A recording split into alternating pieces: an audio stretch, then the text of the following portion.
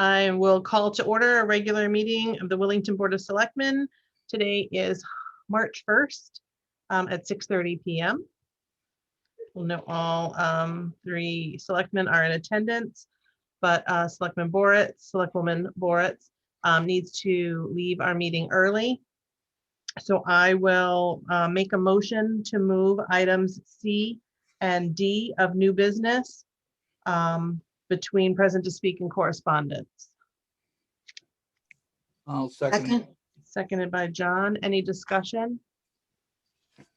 The other items, although we're taking action on a couple, I think those are items that can be handled without Liza.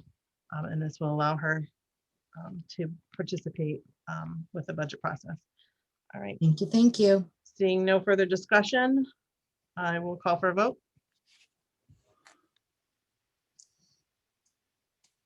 Sorry, Blessington, Aye. Boritz, Aye. Waschinsky. Aye. All right, motion carries. Much Next meeting, appreciated. I'm sorry. I said thank you. Much Oh, appreciated. sorry. Next item is approval of minutes. We have two sets. We have our special meeting and our regular meeting from February 16th. I'll make a motion that we approve the minutes of the special meeting on February 16th as written. I will second. Any discussion? All right, seeing no discussion, I will call for a vote. Blessington, Aye.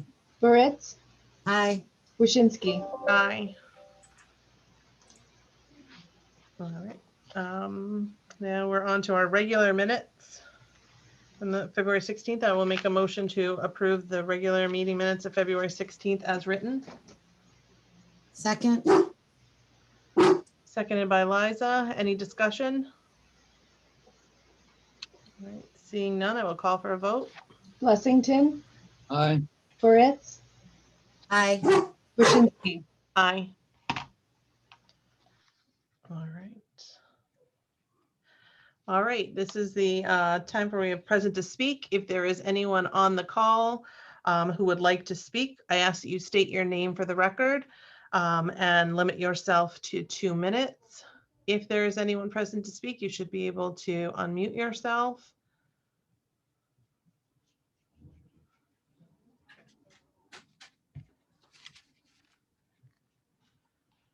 All right, if there's no one present to speak, there is an opportunity again at the end of the meeting for you to share your thoughts. Seeing none, I will move on. We will move now to item C of new business, approving the CIP plan for 2021 through 2026. Stuart Cobb, who is chairman of the CIP committee, is with us. Stuart? Okay, there was a total of 57 requests from various town agencies this year that had to be evaluated. At the conclusion of our evaluation process, there's 20 of those that are in year one. Vehicles are typically leased. Is an occasional exception if there's some cash laying around, but leasing continues for vehicles, things with wheels. The funding sources for these can be local funds, which is basically taxpayer money, general reserve, which is still taxpayer money, but it's been set aside in previous years. And that allows us to flatten the curve, so to speak, of highs and lows and dip into that general reserve to kind of flatten things out. Fund 17, which is the revenue from the ambulance billing, is typically used for emergency service related projects, be it purchasing an ambulance, air packs, vehicles, that sort of thing. It doesn't cover everything, but usually emergency stuff comes out of the Fund 17. LOSUP is a revenue source from the state that's available most years. It's a relatively small amount of money, but there's some rules involved of, I believe, no schools, no wheels, and a few other things, but that gets used on some projects that fit the criteria for the LOSUP funding. There's a dollar amount, a historic dollar amount from year to year that we try to stay within. This year it is up somewhat higher, mainly due to two big projects. One are the replacement of the fire alarm panels at both schools, which add up to about $100,000, and the funding for the building committee consultants for the ongoing project for that for another $100,000. Erica is showing on the screen the spreadsheet that we kind of work off of, and that column Y, Z, AA, and AB, those are the, this is the worksheet that we work off of. So at the top of the spreadsheet are projects that we're already committed to. The bond for the library, fire truck payments, public works equipment, some breathing apparatus, so on and so on. So down to line 18 are projects that we're already committed to. Starting at line 29, we try to put something in the capital reserve each year to cover a little savings account, so to speak, of putting some money aside. And that'll vary quite a bit from year to year, depending on what the needs are. And then below that, you see in either column Z or AA, if you see a dollar amount in there, those are the money set aside, and the next column over is the funding source of where that money is coming from. There were many projects for the schools, mostly heating and ventilation and paving projects kind of things. Most of those have been pushed out, primarily because we're waiting for what direction the school building committee and the taxpayers decide of where we're going, be it staying in one school, staying in two schools, or building a new school. There's over just this year, I think $1.2 million of requests for the schools just to maintain the building infrastructure. And we're trying to hold off what we can until the decision is made to move forward with whatever the school is going to be doing. So if you go all the way out to year 5, there's actually a plan A and a plan B. One involves if there's a new school coming, or if a new school is not coming, what are the requests as of now for building projects? So heating, ventilating, there's one in there for $500,000 for just one wing of Hall School to put appropriate ventilation in there. And that 1.2 million certainly exceeds what we can spend annually. So one thought was to do some sort of bond one way or the other to either catch up on the school projects or not. Now, even if the schools building committee and the taxpayers decide to stay in the existing schools, there's going to be a lot more projects than that in terms of staying there. But as of right now, the request for ventilating and floor replacement and so on and so on. We're doing what we have to for now, but we need a decision moving forward to what's going to get funded. Are there any questions on the capital? So I will note, and Stuart touched on this, line 29 here is capital reserve. That 9170 is reflected in the selectmen's budget. So column A, which is the upcoming fiscal year, those are dollars that can, depending on the funding source, affect our bottom line budget, which is why we had discussed holding off on approving our budget in full until we knew what the CIP committee had decided on. And then items that come out of the fund source 930, that is also included in our budget. John? Stuart, did I misremember, or was the ventilating in the school, in Hall School, wasn't that mandated? Was that a mandate from the state? And if it's a mandate, then I don't believe that was presented by the superintendent that way. He stressed up and down that his main priority were the fire alarm panels. I I think I know what John's talking about. So you, in the back to school, the reopen plan, there was lots of discussion about ventilation, John. Is that what you're referencing? That's correct. Yeah, and Phil had come asking for money for some ERVs and such. What Phil found moving forward after that point in the process was that it was a much more intricate and costly process than originally thought.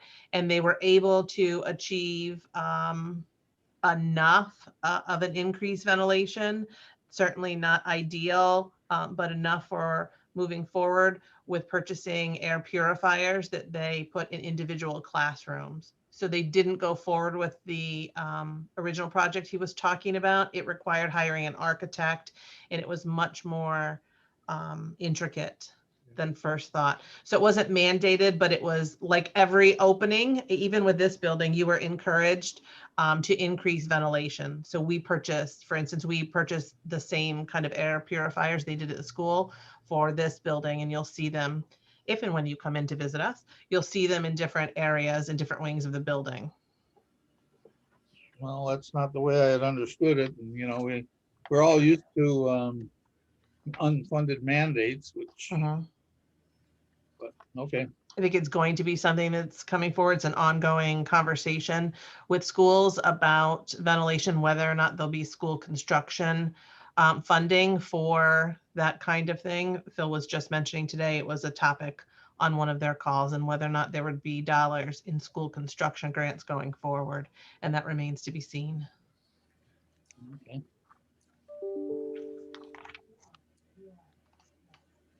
All right.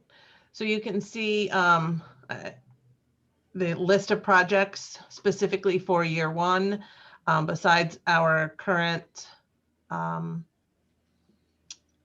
the items moving forward. There's a bond for the library, another payment on the ambulance, a payment due on the Public Works backhoe and mower, a payment due on the animal control pickup, and on a Public Works vehicle and chipper, and then Willington One's SCBA equipment, and a payment due on the roadside mower. Everything beginning at line 16 is proposed in this plan. And we'll go through the projects that CIP approved and moved forward, keeping in mind that we did very little in last year's CIP. So this is probably more than we would typically do, but found it necessary.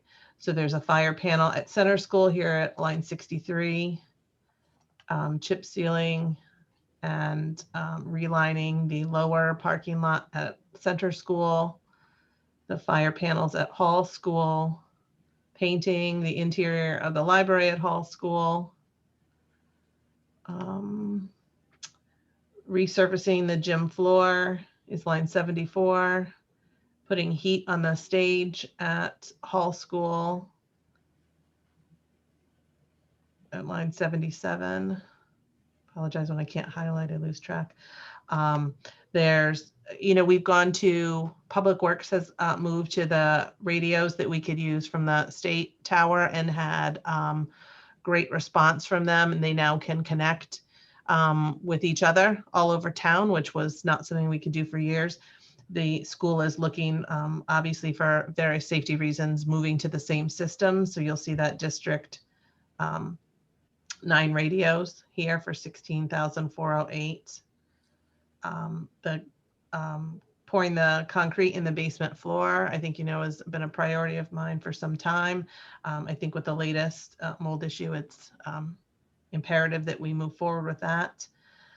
We started with some audio-visual equipment to move our process with streaming our meetings while we're in this pandemic, and then moving forward to make them accessible to residents. This is the second portion of dollars for that. The first we used with coronavirus funding. Security and fire system monitoring. Our current vendor is no longer offering that service. So part of that change is needing to replace the system pads here in different town buildings. And this is town-wide, so it's not just the town office building. It is across the town. Fire department, the library has done their own thing, but the senior center, Public Works garage. Replacement of the flooring in just the land use department is line 94. We took the carpet out. Replacing a dump truck at Public Works, replacing the F-350 at Public Works, that's the Public Works Director's vehicle, and replacing a small dump truck. So these are 3 vehicles that were in the plan for last year, in the plan again. The steep funding that we have for the salt shed is there again, beginning work. Engineering for Schofield Road drainage is here for 15,000. Beginning phase 1 to do some work on Village Hill drainage is here for 35,000. Stuart, do you want to talk a little bit about the Talmadge property item that's here in this plan? The Conservation Commission has identified a piece of property that's coming up for sale that's adjacent to some of their existing property on Mason Road. Negotiations are underway both to determine a cost that's agreeable to all parties. And also the plan is to ask the state to pay a portion of it if possible. Typically, the state has approved some projects up to 50%. It's got a little ways to go. They're doing the surveying and the appraisal now using some funds that are already in the Conservation Commission's Open Space Fund. And when that's done and they agree on a price, it then comes back to the town and the townspeople to see if they want to purchase this property. All right. And the last 3 projects on the first year are replacing 10 SCBA cylinders at Willington number 1, replacing the fit test machine. That's a machine that's shared by both departments, Willington number 1, as well as Willington Hill Fire Department, and the pickleball court at River Road. And the pickleball court is replacing the volleyball court that is there now, with a pickleball court. So while CIP is an advisory committee to the Board of Selectmen, it is up to the Board of Selectmen to approve the plan. It moves forward into the budget and approval at our annual town meeting. The plan is approved at the town meeting. The appropriations are approved through budget process and referendum. Questions regarding CIP? That, well, here comes the pickleball court again. Is nobody playing volleyball anymore? John, that volleyball court is very rarely used for volleyball. I think we had high hopes. It's mostly used by children as a sandbox. I think, you know, Maureen had spoken to us about that for some time. Pickleball is something that has become more popular. There are pickleball lines on the basketball court now, but it means dividing time. And I think we know that, you know, we just have one basketball court. It's very heavily used. And when rec offered pickleball, it meant there can be no basketball going on at the same time. So repurposing the volleyball court to an item that then could be used more by our residents. And I know that the Parks and Rec Commission discussed repurposing some of the sand, moving it over to Halls Pond, and then keeping some and building a small sandbox near the playscape area so that kids could still play in the sand. That seemed to be a much bigger draw. In my time, it's unfortunate, I've only seen a couple of times seen someone play volleyball. I think it's probably used more than that, but I've seen it at Willington Day. And then the kids kind of take over. I often say we could have a scavenger hunt and see what's in the sand. So that's where that came from before. And that is another item that was on the plan last year.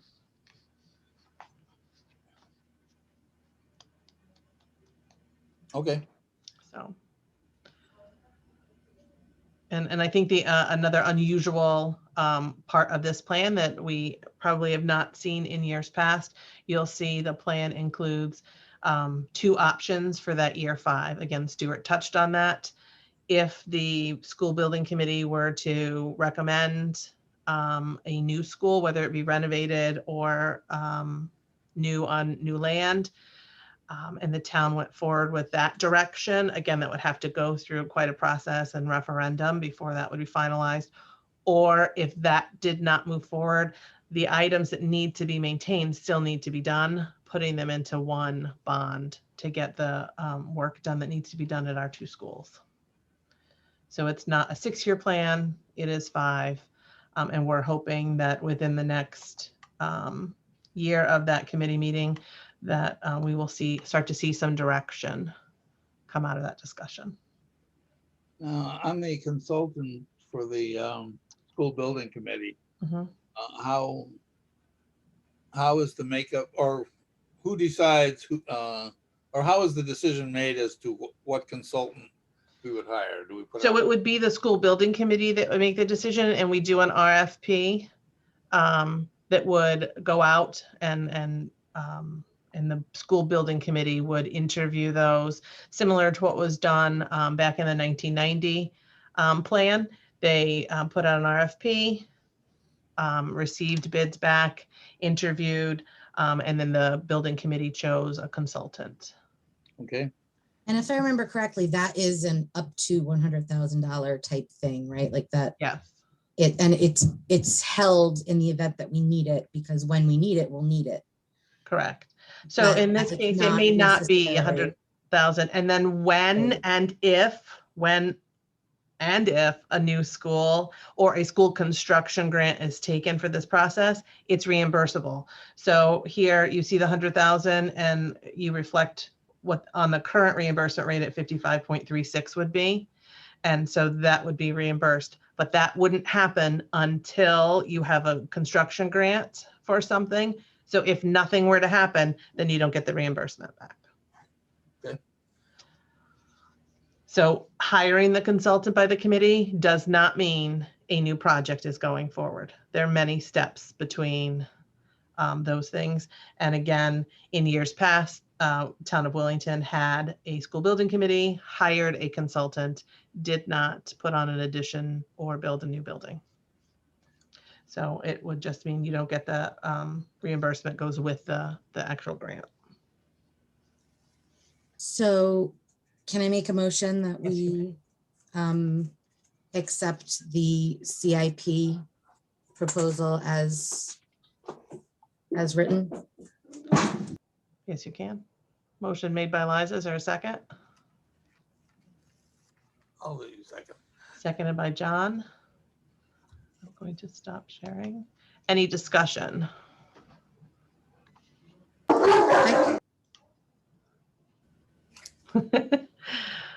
All right, Liza has something she wants to discuss.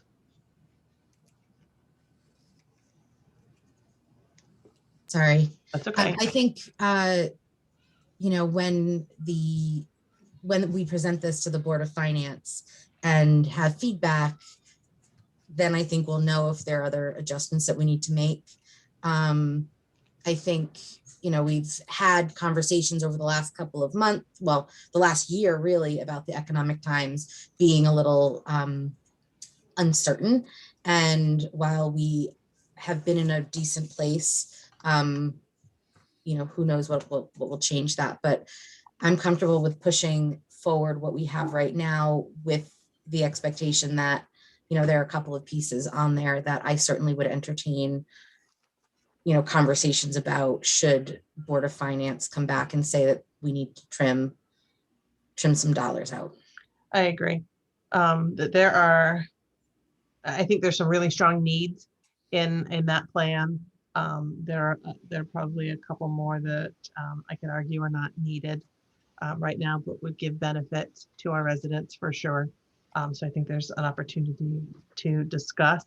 4 of the 6 members of, it's 4 of, 4 of the 6 members of the Board of Finance sit on CIP. So when the other 2 here and get a full understanding, that coupled with putting together the budget from every budget writer across the town will give us a better idea. John? Nothing? All right. Seeing no further discussion, I will call for a vote. Lessington, Aye. Moritz, Aye. Waschinsky. Aye. All right, that brings us to item D of new business, which was approving the 21-22 selectmen's budget. All right, I'm gonna go ahead and share my screen again so you can all see. I have way too many things open here. Okay. So you can see where we have left this budget currently is at a 7.5% increase. And some of the items we talked about in CIP are reflected in that increase. The capital expenditures line item is an increase. There is a decrease in the capital reserve, this line item. And then an increase within the public works budget and a line item within the public works budget for repayment of leases, because there are 3 public works vehicles in addition to the other vehicles. So down here at the bottom, it's summed up with an overall net increase of $100,000 over the current fiscal year. So we put a less into capital reserve and more into actual expenditures. So to sum up, of our $264,000 increase, $100,000 is made up from the CIP plan. And keep in mind, when we go back and look at the plan, if we were to cut some items, it may, depending on their funding source, they may or may not affect the current budget dollars. All right, so Donna, I have a question for you. Troy and I were discussing the cable service that Public Works has.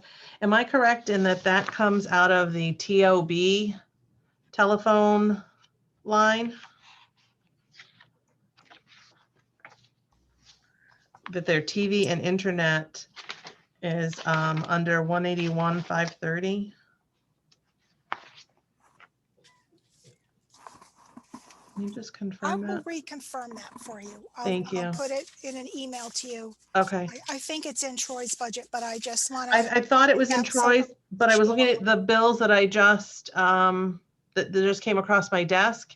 Yeah. And I see it, it says Public Works and it's in the TOB. So we're just trying to see where, and for John and Liza, the crux of this conversation was, they have cable, and, you know, internet at the Public Works garage. They for sure need the internet. We wouldn't cut that, but we think there may be a way to save, rather than paying your standard cable, if there's a way to stream what they watch. And typically in the wintertime, they'll watch the weather and a local weather station at that. And so we think we may be able to go with even, you know, the Roku system to be able to allow for that. And that's not a reoccurring cost, but we'd have to weigh that with what it would do to their combined television and internet. You know, right now they have a bundle and what the bundle would look like. It's something that I had brought up a couple of years ago and was discouraged to get rid of it because the guys really watch it. And Troy, you know, asked again. So combined for TV and internet, go ahead, Donna. I don't have an answer. Oh, for you. okay. I can It looked like their payment was $214 a month. So if we could, you know, get that down to just internet and have some savings, we're going to take a look at that. So that goes to my continuously looking at our contractual obligations and seeing if we can find a savings. Since we last met, I think I already talked about the cell phone savings. Did I talk to you about the cell phone savings I found? Okay. So if I get them all down to 500, it's like getting the third for free. We still save $150 annually. So I think we're at the point where if we want to trim something off of this, if CIP was the only thing we wanted to additionally look at, we know we've asked for an additional labor in Public Works. I will go through here, beginning on line 171, is the Public Works budget. This is just the salary cost. The benefits line item would, various line items would hold the benefits portion. I do have some thoughts and questions about this, and I'd like Troy to weigh in, and John and Liza. If we talked about adding, that we knew we couldn't afford all that Troy had proposed, but found the value in an additional laborer. If we put this additional laborer in and took out the contracted snow removal, so that would require then this new position to be in a truck plowing snow. So my question is,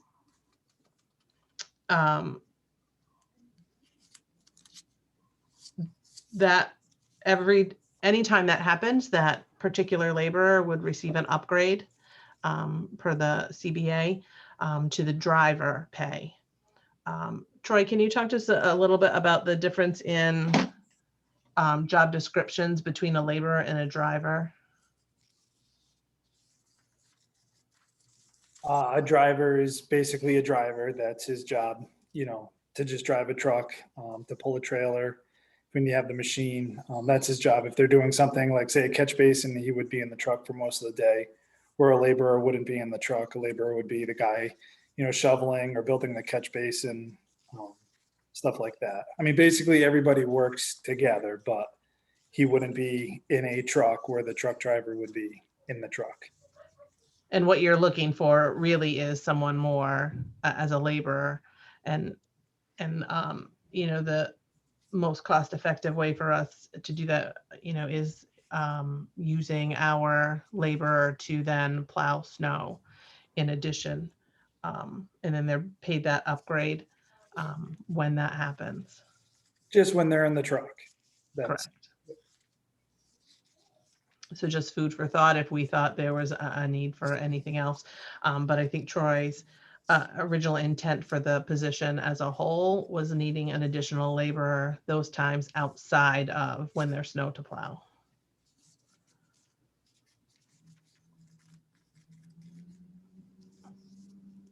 All right. And the other large increases here, again, we talked about the trees, and then I know, John, you asked about that. He's doubling his request. They did 2 days of tree work, and I think I just signed the bill for almost $3,200. And how many trees did they take down, Troy? And that may or may not have been. That's not the whole bill. That's just what they did at Center School, correct? That's what I was afraid of. They did another 2 days on the corner right there, and they took a total of, I want to say, about 15 trees down total right there. In one small section, so that will cost us about $6,000. Correct. Just to give you both some insight into the cost. So with the number of trees affected around town that are of safety concern is why Troy's asking for an additional $25,000. And that's not assuming we have a night like tonight where, we could have trees down. That's just removing the damaged trees. I will note, and I will highlight this when presenting our budget to the Board of Finance, the savings we see in diesel fuel is just over $10,000 savings. If you recall, we locked in at $1.64 and change over our current $2.15 a gallon. So that was a significant savings that Donna, Phil, and myself worked to secure last spring. It was a gamble, and we really didn't know which way it would go, and so it seems to have paid off. I'll be curious to see what their going rate is if you were to lock in now.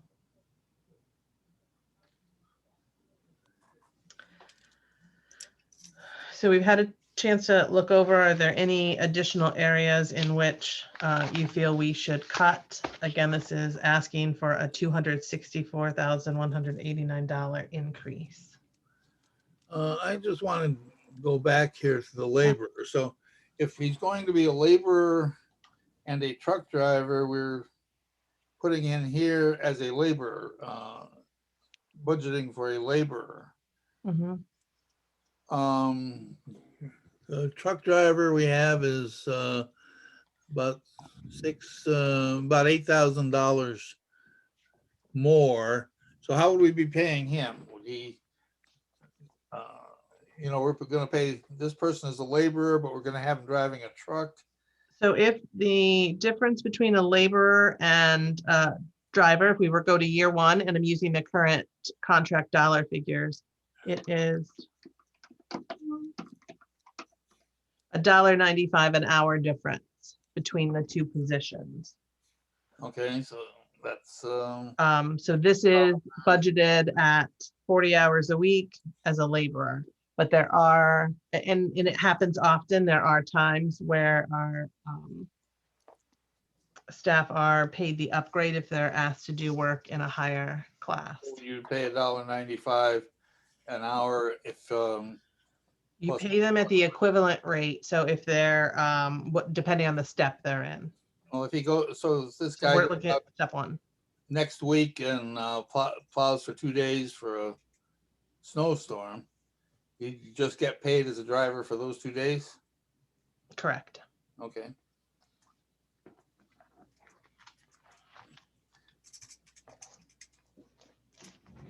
We I take just that- wanted to make sure that the intent of the position was more the laborer, and then your budget tends to absorb those additional costs of upgrades. But this is an upgrade we know about, as opposed to, it just kind of happening naturally. It's what we've been doing currently with our laborer technician, because we did not have a second contractor. He has been on a plow route driving. So if we did not want to go that route, then and wanted to stay with a plow contractor and still have the laborer, we would need to put those dollars back into this budget.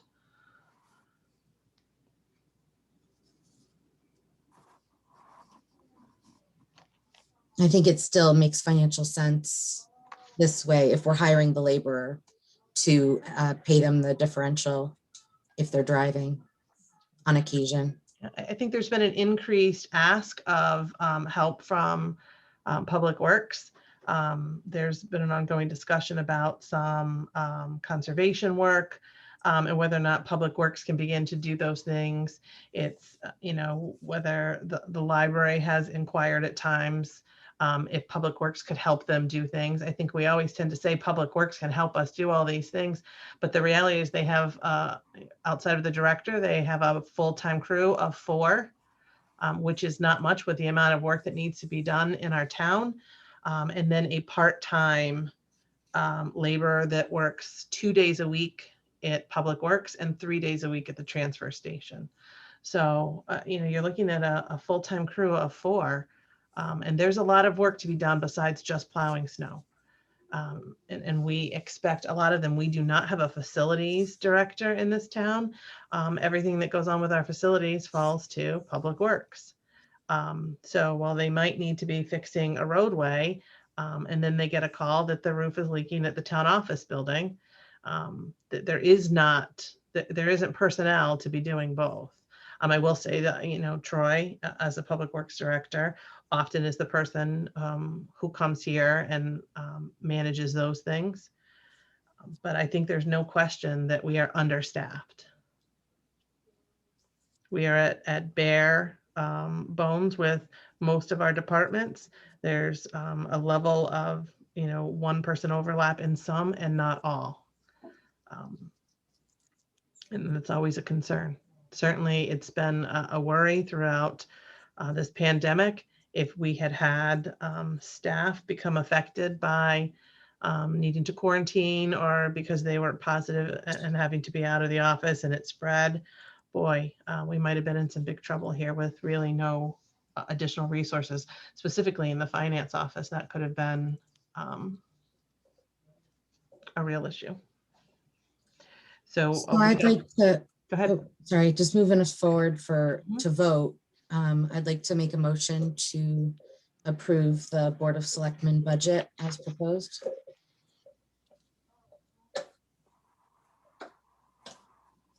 Is there a second? Purposes of discussion, I'll second. Seconded by John. Discussion? We beat this thing to death and we've all pretty much got it where it's going to be. I still have a very hard time with this large increase. Where to cut it? Well, every time I would come up with something, I was told, well, we can't cut there. So anyway, and I know it's going to pass. I'm going to abstain from the vote on this tonight, but that's about all I have to say. Well, John, I think I asked you at last meeting, where in this budget would you propose we cut? And it's an honest question. I'm trying to move us in a direction that we think best fits the needs of the town. So if you're willing to, you're telling us you're planning to abstain, but then last week said, no, I don't see any other place I can cut. Me saying I think that we need something is not saying something can't be cut. It just, everything comes with a consequence. I understand this, but I still have a problem with the new, with adding a person. And I know, we always could use more people on jobs, and how much do we have to kind of cut to the bone here. Right. Trees, okay, I don't know. We got $6,000 already. Well, that's on this year's budget. I don't know how many we're gonna get on next year's. There's never going to be a point where anybody's going to be happy and comfortable with a significant increase in the town's budget. Like there will never be a moment where everybody's saying, hey, I would really love to increase the town's budget $150,000. So it's not going to happen.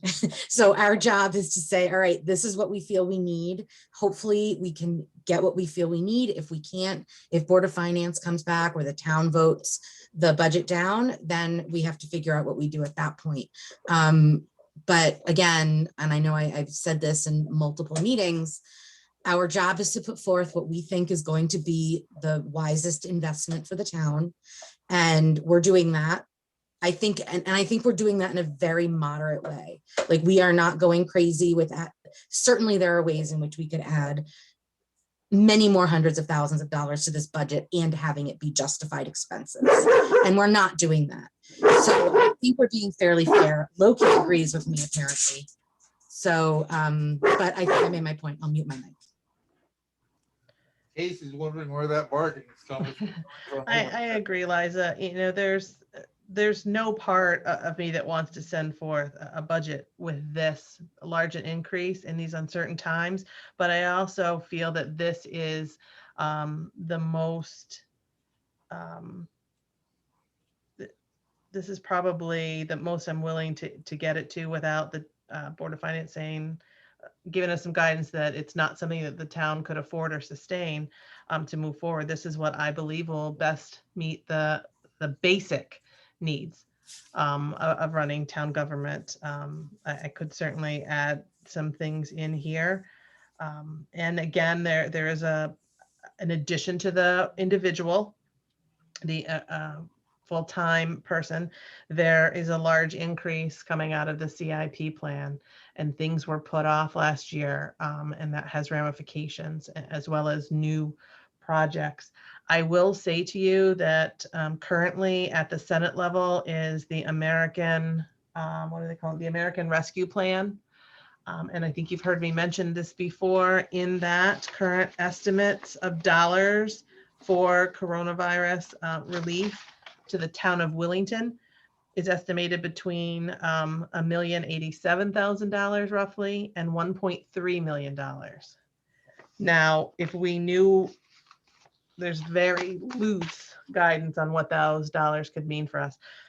Donna, correct me if I'm wrong, I think we got about $60,000 from the CRF fund last time around, 60,000. Now we're talking about a potential of $1.3 million and how we could use that.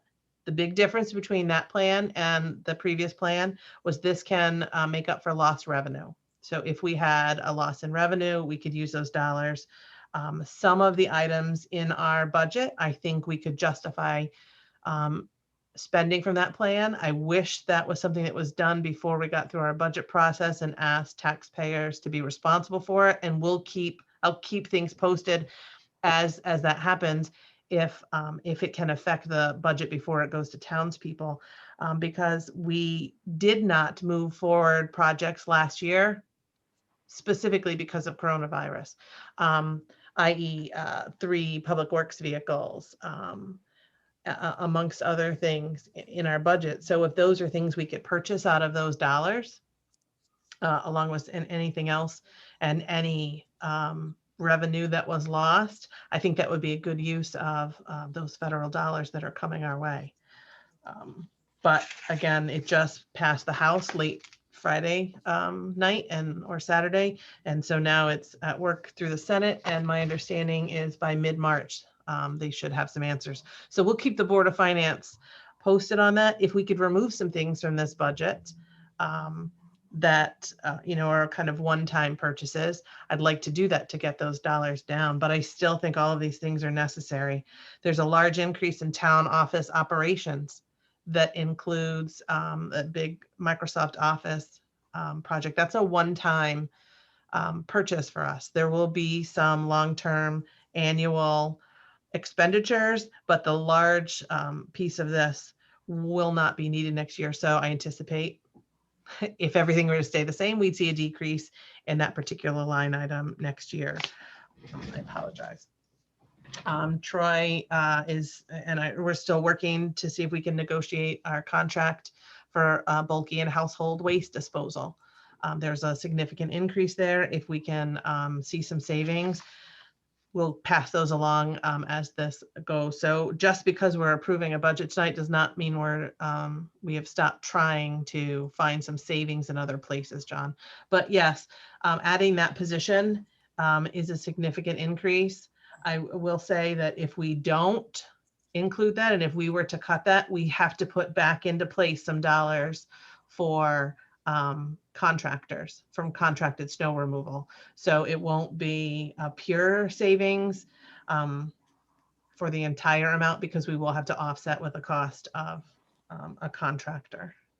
And I think we've had discussion about whether or not the price we are paying currently is sustainable going forward.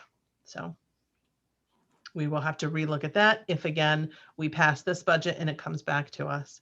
So it is a lofty increase. It is not unheard of. We have not had an increase like this since the, I believe, 2015-16 budget was a similar increase. So it does not happen often. We have been responsible with our spending, but we have some needs for sure. So there is a motion on the table. Liza, you want to say something else? Oh, I was just going to ask if we had made a motion and if we are voting. Yeah, so Liza had made a motion to propose to accept the budget as stated, and I will, for the record, say that is a $3,791,949 budget. The $264,189 increase, or 7.5% over the current fiscal year. All right, any further discussion? All right, seeing none, I will call for a vote. Lessington, Abstain. Moritz, Aye. Wishinsky. Aye. All right, thank you, Liza. I understand that you need to. Yep, I need to boogie. Thank you so much. I appreciate you. working this so I could participate in the conversation. Yeah. Peace. Aye. All right, so I'm going to stop sharing my screen. The next item on the agenda is correspondence. There was no correspondence to record. That brings us to First Selectman status update. We are still waiting for a contract on the Old Town Hall steep project. The Emergency Communications Task Force, I believe we're going to be meeting on Wednesday evening to discuss the results of the survey and a potential recommendation to this board. We did put dollars in for that recommendation. So if the recommendation is not for us to have our own communication software, I would remove that, and ask the Board of Finance to consider an adjustment to our budget for less than that. The school building committee, we met last week. Discussed a lot of, it was a lot of discussion about land. We talked about the committee had asked for properties owned by the facility, both by the town, both land and facility, as well as getting a sense of the pieces of property surrounding both Hall and Center School. They're not currently available pieces of land. There are homes on them. They just wanted a sense of what that was. The committee did decide to set a regular meeting schedule for the first and third Mondays of the month. So you can look forward to those. This week, we will not be meeting though, this March meeting. So the next meeting will be Wednesday, March 17th. So if you don't have any St. Patrick plans, you want to come out, you can attend the school building committee meeting. As all other meetings, it will be posted on our website, on our Facebook page, and there will be minutes from that group. Our last meeting, I talked to you about leaking we had in the flat portion of the roof over the kitchen for the common room. So I think Troy will probably touch on this and things they've done in Public Works, but they work to identify the problem. Troy's working, and Heather with our insurance company, to determine if we have a valid claim to potentially fix the issue. And it seems as though the issue is not with the flat portion of the roof, although that's where the leaking is coming in. It stems from the pitched portion over the common room. And that roof was last worked on in 2015. So our first move was to go back to that company, and Troy, correct me if I'm wrong, we found out they are out of business now, correct? Yay. So it may be something we may have to absorb the cost on, and insurance will not cover. But for now, they put heat tape along the pitched portion, so we don't see an ice jam in there. And it's rained significantly since they've done this. And we have not, knock on something, had any leaking in the kitchen. The buckets that are in the middle of the room are dry. So maybe someday soon we'll be able to take the plastic and the buckets out. So I appreciate all the work Public Works has done to mitigate that situation.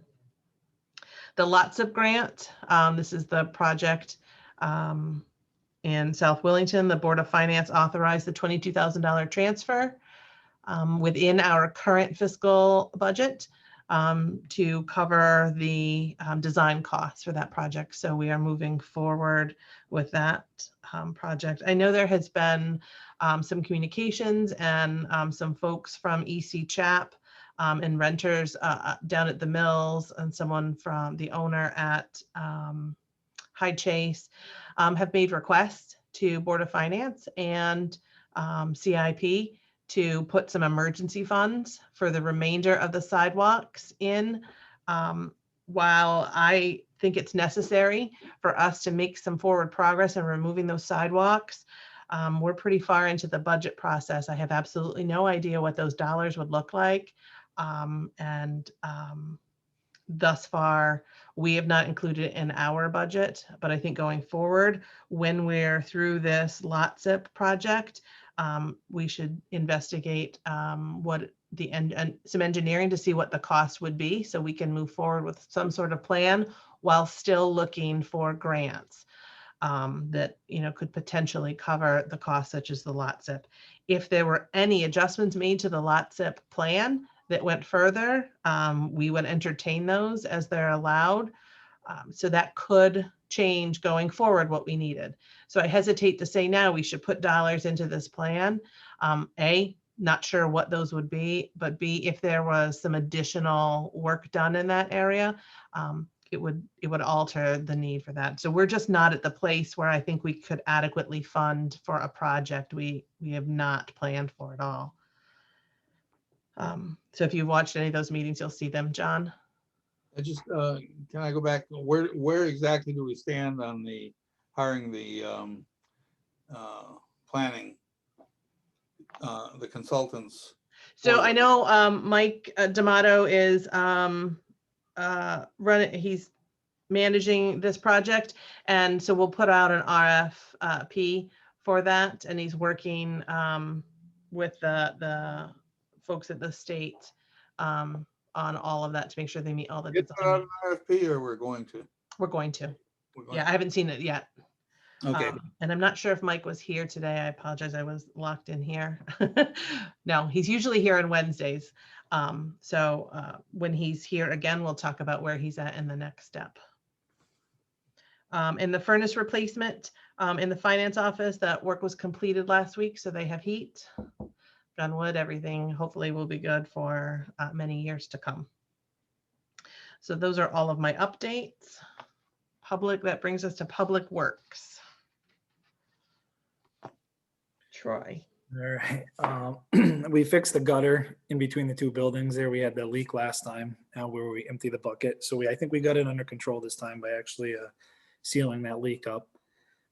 Eric, you said we touched on the ice tape, the heat tape on the roof there. That seems to be working. We've patched quite a few holes around town. The new furnace was installed in the finance office. We've washed the trucks. We're doing some roadside mowing still. We started fixing some of the dirt roads. The frost came out of the ground very fast, so the dirt roads took a beat in there. So we tried to fix some of them. We've been cleaning off catch basin tops around town. We've been working on the sweeper, getting that ready for the sweeping season. We changed the oil in the loader. We've cleaned the shop, and we had an eviction sale, and the trees were removed on old farms in the center school parking lot last week. And are you removing all of the wood that's left over from the trees? Yeah, I try to leave it there for a couple of days to see if some, a resident wants it or not. But most of it's kind of been picked through. The bigger pieces are there now, so There's the plan is to remove the rest You of it. left one nice giant piece. Yeah, That's the big one. yeah. So we'll work on getting that out this week. John, any questions regarding Public Works? No. Okay. We'll move on to new business. The first item is a potential appointment to the Economic Development Commission. In your packet, you should have the request. We had a letter of interest, and you also see an email from Rick Maloney. I believe Rick is the acting chair at EDC after Rich Mindeck left. Cheryl Mitchell has come forward and expressed her interest in serving on EDC, and Cheryl is with us on this meeting. If John, do we want to talk to her and have any questions? Cheryl also has served on the, and still does, I believe, the Substance Abuse Committee, along with other activities around town, and is ready to move in a different direction to be able to serve her community. So I would, for discussion purposes, I will make a motion to appoint Cheryl Mitchell as a regular member of the Wellington Economic Development Commission, filling a vacancy effective March 1st, 2021, expiring March 3rd, 2024. I'll second. Seconded by John. Discussion? Just I want to say to Ms. Mitchell that EDC is becoming more and more of an important thing, and thank you very much. We need people on this. Thank you very much for stepping forward. Absolutely. I'll ask Ms. Mitchell. It is not a requirement, but if you had anything you wanted to share with us, you can unmute yourself and do so. Just thank you. Thank you. Thank I'm you. looking forward to it. I have some ideas, so yeah.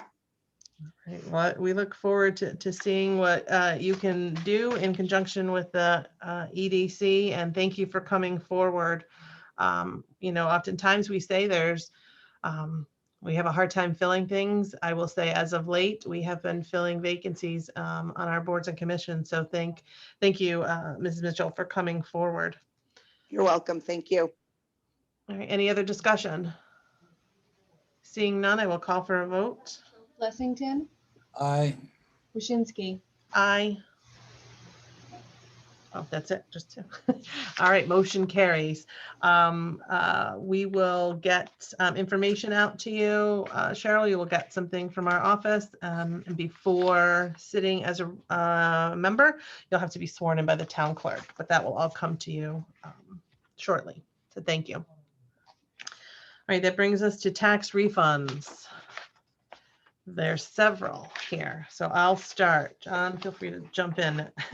I'll move to refund $170.43 to Honda Lease Trust on a certificate of correction. Second, Any discussion?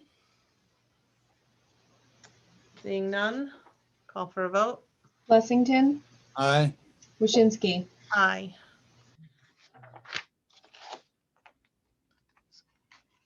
I will move to refund $1,483.87 to the law offices of Patrick C. Roy on a certificate of correction. Second, Any discussion? Seeing none, I'll call for a vote. Blessington, aye. Waschinsky, Aye. Motion carries. I'll move to refund $87 to Thomas and Martha Stark on a certificate of correction. I'll second, Seconded by John. Any discussion? Blessington, aye. Waschinsky, Aye. All right, I'll move to refund $1,752.47 to CoreLogic on a certificate of correction. Second, Seconded by John. Any discussion? yeah, just a quick question. Who is CoreLogic? They seem to be around a lot. Janice, I'll let you answer that. So CoreLogic is one of our escrow companies that does escrowing for the banks. And what we found is a lot of people are refinancing, so we're getting double payments on that second half of taxes. Okay. So people have refinanced, have already paid the taxes, and now CoreLogic followed up, or? Right, so there have been some instances where the escrow account from the original bank still has funds in it. And when the new refinancing is done, a lot of the banks require the escrow up front on that. So they're the new bank and the old bank end up paying the same tax. Okay. Okay. It's unfortunate when they paid in full. All right. Seeing no other discussion, a vote? Blessington, Aye. Waschinsky, Aye. I will move to refund $2,721 to CoreLogic on a certificate of correction. Second, Discussion? Seeing none, None. vote? Blessington, aye. Waschinsky, Aye. And last, I move to refund $2,482.72 to CoreLogic on a certificate of correction. Second, Any discussion? nope. Blessington, Aye. Waschinsky, Aye. All right. COVID-19 update. All right, some days I don't have too much different. Hold tight and any of your questions because I have several things. I'll tell you that our cumulative positive number for Wellington is 214 cases with 14 probable pending. That's only an increase of 6 since our last meeting on February 16th. So we're seeing a decline, which is positive. We're seeing it across the state. We're definitely seeing it here in Wellington. As of Thursday, we dropped from that red level alert to the orange level. And I anticipate if the numbers continue in the downward trend that we're seeing, that will be out of the orange level. They report that every 2 weeks. So the next one is March 11th. And because we've only had 6 in the last 2 weeks, if we have another week like that, that will be the 2 weeks that they count for reporting. And so I look forward to that. I don't want us to get complacent. It's a positive trend, but we still need to remain cautious, especially as the vaccine rolls out. And as far as vaccine, the governor announced a big pivot in vaccine rollout. The cohorts are now by age. If you recall, they had discussed essential workers and a breakdown of what those essential workers had been, and they've moved from that direction to simply an age related plan. So we'd done 75 and over first, then 65 and over beginning today. Those 55 to 64 became eligible for vaccine, as well as school school staff and childcare providers. And our school staff are teachers, custodians, paras, food service workers, administrators, bus drivers, really anyone who is, has contact with students and in the building. So that's a large pool of people across the state. There was a pretty high demand for vaccine today. We had originally planned to upload our pool of essential workers from the town of Willington as a whole. That plan has kind of gone by the wayside. The state really isn't, the guidance is kind of mixed on whether we're still responsible to upload our staff members as their age group comes into play. So we did, I did ask for a breakdown of individuals by age. And so as those age groups become eligible, we will submit their names going forward. So today we submitted a number of individuals that fall under us. If someone went on their own before we uploaded our plan, it would just kick back and say they were already in the system. So we'll continue to do that. So I got a few weeks before I'm eligible, so I'll let you know. Let's see, Eastern Highland, as far as school goes, Eastern Highlands Health District is pivoting their clinics to school-based clinics so that they can vaccinate the schools within the Eastern Highlands Health District. So to that end, they will conduct a vaccine clinic for Willington's eligible school staff on Tuesday, March 9th. So a week from tomorrow, at Hall School. They're gonna do that. It's not an open clinic. It's just for school staff. And so that endeavor is being handled and organized from the superintendent's office. Last Wednesday, the 24th, we held a small vaccine clinic in partnership with the town of Vernon, Eastern Highlands Health District, and the Access Agency. I had been speaking with Mayor Champagne from Vernon about the possibility to help get our vaccine numbers up for our seniors, knowing that some of these other groups were coming, and things fell into place very quickly. And by end of business last Monday, we had been told that we would have a total of 50 vaccinations for the town. That included the town as well as residents at Willington Woods. So that's where we partnered with Access Agency. So we vaccinated 15 members at Willington Woods, and then ended up getting 55 total doses. So the remainder came from residents. So our human services director, when we knew things were definitive and we had details, worked quickly to identify seniors who were 65 or over, really trying to key in on 75 and over who still needed a vaccine.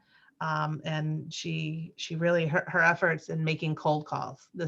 She went to the phones. She had done a mailer.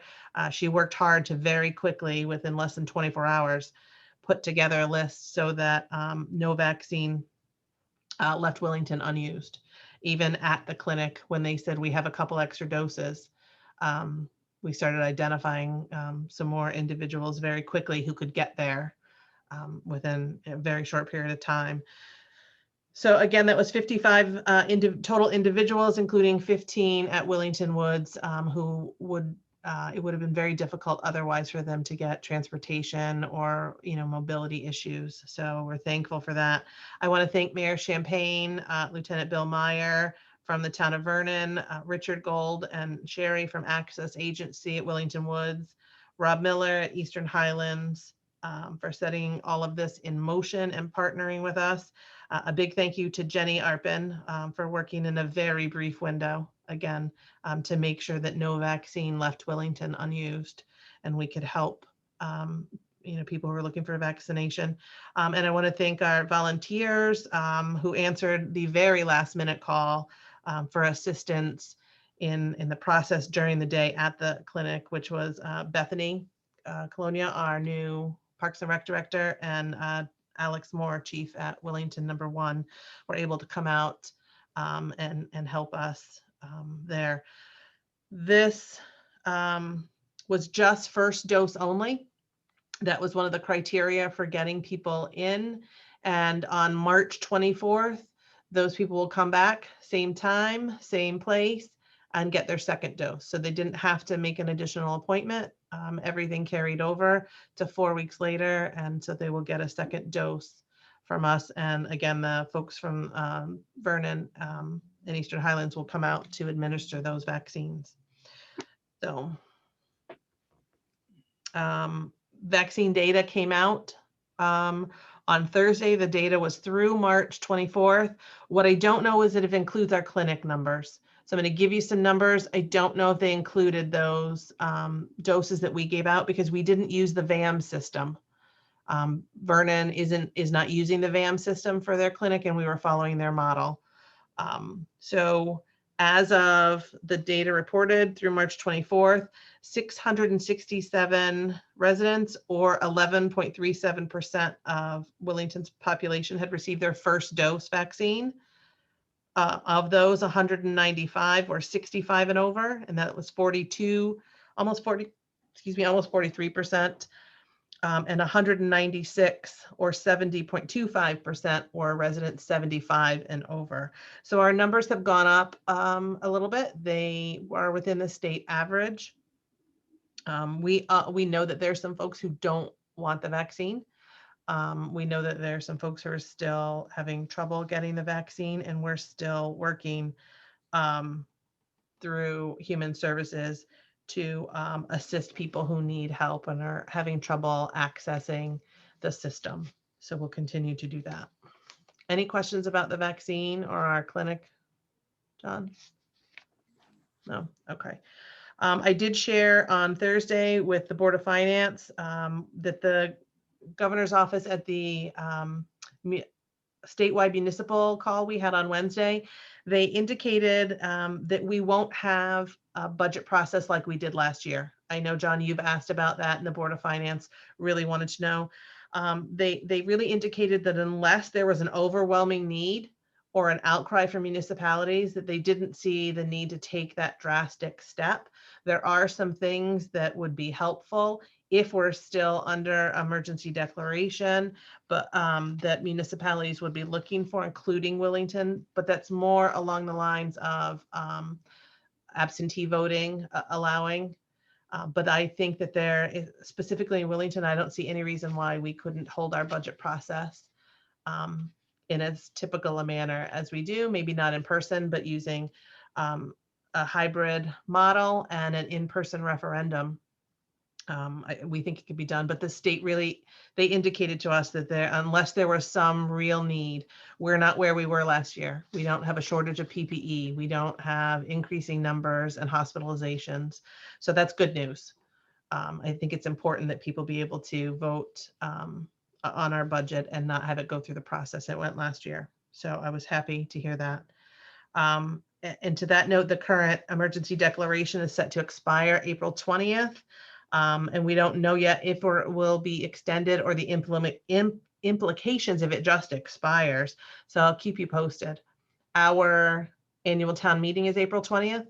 So if all of this expires, we would have to hold that meeting in person. And the only way for folks to vote by statute would be in person. So I'll keep you posted and we'll see how that goes. The AV equipment that we purchased with coronavirus relief funds came in a week and a half ago or so. And so we're beginning to plan for hybrid meetings as they're allowed. And after that, the plan to be able to record our meetings using the equipment. I tested it during the school building committee I attended last week. There's some kinks, there's some bugs to work out. It shut down on me in the middle of the meeting. I figured out why. adjusted, and then they came in and made some adjustments to it. So we're learning, and hopefully we can move forward with a hybrid town meeting. And then again, to eventually have the ability to record or stream when we're fully in person. I spoke to you a little earlier about the current estimates for Wellington's portion of the American Rescue Plan. Again, they'll range from $1,087,997 to $1,307,580. That's nowhere near the approximately 60,000 we got last time. So we weren't overspending, but those funds could not be used to replace lost revenue in the coronavirus relief funds. These, one of the acceptable uses is to replace lost revenue. So at last count, we were, and Janice hopped off this call, we were about 94% of our 98% collection rate. So we're at 94%. Taxes aren't overdue until April 1st. So we'll see, but if we had a shortage of revenue and we get these funds, they could be used to replace lost revenue. So that is a plus. Any questions, comments about coronavirus and where we're at? Nope. Okay. All right, that brings us to present to speak. If there is anyone on the line that would like to speak, I ask you to state your name for the record and limit yourself to 2 minutes. Don't all jump at once, but if anyone wants to talk. All right, John, they don't want to talk to us. I guess that means we're doing okay tonight. All right, I'll move on to good and welfare. Just hot off the presses today, we received our February report from Troop C. We had a total of 339 calls for service. Those included 7 accidents, 4 criminal investigations, 0 burglaries, 0 larcenies, and 266 non-reportable matters, and a total of 6 arrests. That's a hard word. Motor vehicle enforcement was a total of 57 traffic stops, 1 on-site DUI, 1 arrest, 6 misdemeanor summons, 11 infractions, 2 written warnings, and 35 verbal warnings.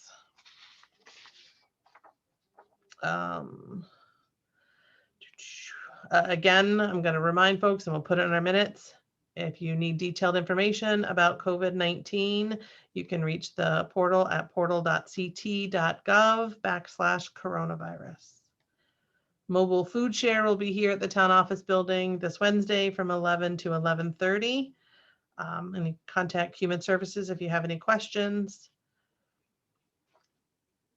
And this is open to not just Wellington residents because it is a federal program. All right.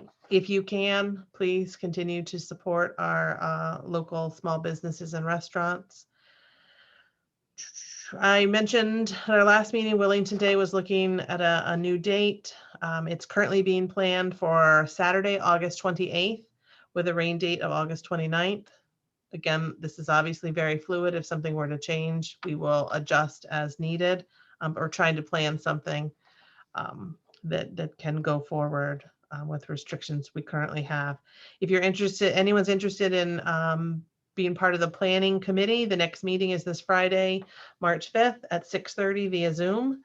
And you can contact Sarah Reese, who is the chair of the Wellington Day Committee, at willingtonday@wellingtonct.org for more information. And if people didn't catch that, they can call our office. Please continue to wear masks, wash your hands, and remain socially distanced as necessary. John, do you have anything else for good and welfare? No, I don't believe it. You don't believe? I will add that next week marks a year we've been in this pandemic. I believe it was March 10th was when the governor signed an executive order, and we really had no idea it was coming for us. So we've made it through a year of this. I didn't think we'd still be here a year later, but I really appreciate our community and how they've come together and supported one another and our businesses. And hopefully the increase in vaccine and the decrease in numbers across the state and I think across the country will help us move back into some sort of new normal. I look forward to seeing you all again in person.